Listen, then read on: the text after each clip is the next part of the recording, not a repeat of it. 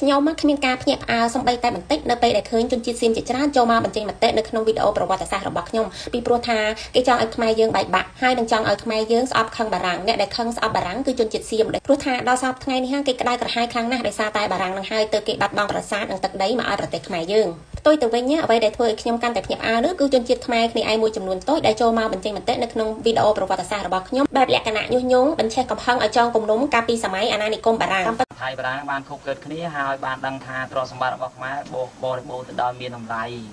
ហើយក៏មានបំណងចង់ប្រគល់អំណាចអនាគតហ្នឹងទៅឲ្យថៃហ្នឹងជាម្ចាស់ប្រទេសរបស់ខ្មែរពេលហ្នឹងបារាំងនិងថៃហ្នឹងក៏បានកែប្រវត្តិសាស្ត្ររបស់ខ្មែរទីសូមបញ្ជាក់ជូនបងប្អូនបន្ថែមទៀតថារឿងប្រវត្តិសាស្ត្រនៅទឹកដីខ្មែរនៅនគរខ្មែរតែពួកបារាំងទៅទេឲ្យរៀនហើយនឹងគម្ពីរបិដកគឺជាការខុសតែរឿងប្រវត្តិសាស្ត្ររឿងទឹកដីនគរខ្មែរស្ដេចណាសាងសង់ប្រាសាទស្ដេចណាក្បត់ជាតិ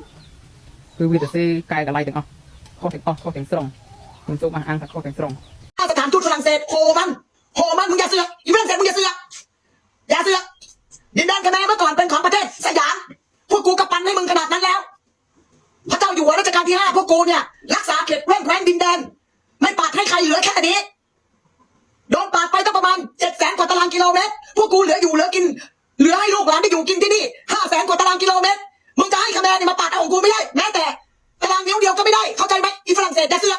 អូនេះខ្ញុំសូមក្រោមរំលឹកយើងថាសៀមស្អប់បារាំងខ្លាំងណាស់គុំបារាំងចឹងហើយបើនៅក្នុងបណ្ដាញសង្គមយើងឃើញអ្នកណាខ្លាំងខ្លាញុះញង់ឲ្យយើងស្អប់បារាំងហ្នឹងគឺច្រើនតែពួកជនជាតិសៀមទេខ្មែរយើងមានតែទូចបំផុតទៅកុំបានតែស្ដេចខ្មែរយើងទេទៅហៅបារាំងឲ្យធ្វើជាអាណាព្យាបាលរបស់ប្រទេសកម្ពុជាបើមិនដូច្នោះទេខាងឆ្វេងខាងស្ដាំខាងលិចខាងកើតហ្នឹងគឺស៊ីប្រទេសយើងអស់បាត់ទៅហើយខ្មែរយើងកំពុងតែមានចំនួនផ្ទៃក្នុងផងសៀមឈ្លានពានផងចុះដណ្ដាបខ្លាំងណាស់សំបីតែប្រវត្តិសាស្ត្រឯកសារផ្សេងៗរបស់ខ្លួនក៏ត្រូវបាត់បង់ដែរហើយតើអ្នកណាជាអ្នកស្រាវជ្រាវប្រវត្តិសាស្ត្រអរិយធម៌វប្បធម៌ខ្មែរនោះឡើងវិញបើមិនបារាំងទេតើជាអ្នកណាទៅកាលពីសម័យកាលនោះមានសង្គ្រាមលោកលើកទី1សង្គ្រាមលោកលើកទី2ការដាក់អាណានិគមអញ្ចឹងហើយវាមានចំណុចល្អចំណុចអាក្រក់មានការបាត់បង់មានការកើនឡើងសំបីតែនៅក្នុងទ្វីបអឺរ៉ុបខ្លួនឯងហ្នឹងដូចជាប្រទេសអាល្លឺម៉ង់ឧទាហរណ៍អញ្ចឹងជាអ្នកចាប់ផ្ដើមសង្គ្រាមហើយក៏ជាអ្នកបាត់បង់ទឹកដីដ៏ច្រើនជាងគេដែរសំបីប្រទេសអូទ្រីសជាអ្នកចាប់ផ្ដើមបញ្ហានៅក្នុងសង្គ្រាមលោកលើកទី1ដល់ចុងក្រោយប្រទេសខ្លួនឯងក៏នៅសល់តូចតែប៉ុណ្ណឹងខ្ញុំគិតថានៅក្នុងខណៈពេលនេះសេដ្ឋកិច្ចយើងនៅទន់ខ្សោយប្រទេសយើងត្រូវការសហការប្រតិបត្តិការជាមួយអន្តរជាតិនានាជាពិសេសយើងត្រូវការបារាំងជាសាក្សីជាភស្តុតាងដ៏សំខាន់សម្រាប់ឡើងទៅតុលាការអន្តរជាតិហើយបើខ្មែរយើងមួយចំនួនតូចចូលចិត្តលើកចំណុចអាក្រក់របស់គេមកនិយាយតើមានបរទេសណា